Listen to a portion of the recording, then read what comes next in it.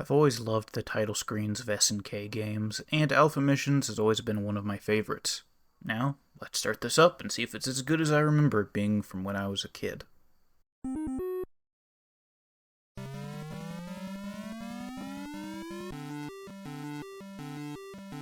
Well, it's a pretty good spaceship shoot 'em up with unforgiving difficulty and lots of power-ups to collect. There's even power downs. The C is the worst one. It takes away everything you have, so you're basically screwed if you get it. The weapon system is also pretty interesting.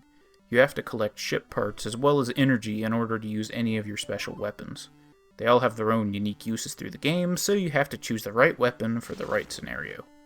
After the first level, I tend to pretty much always have the shield equipped in order to avoid the massive barrage of bullets and suicide ships that come flying your way.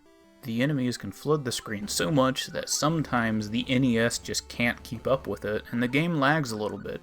Then in later levels, the enemies all fire homing bullets at you and just keep coming one after the other. It's insanity! At least the bosses are easy. The flamethrower pretty much always makes very quick work of them.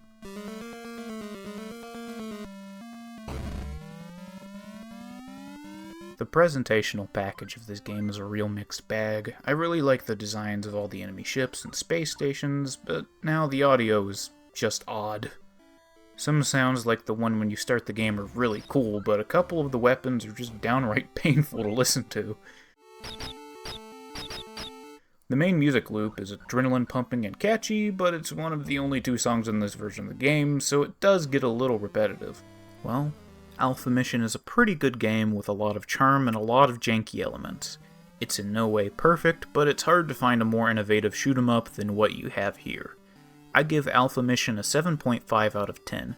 It's one of the cheaper NES games, so I highly recommend you add it to your collection if you're a fan of the genre.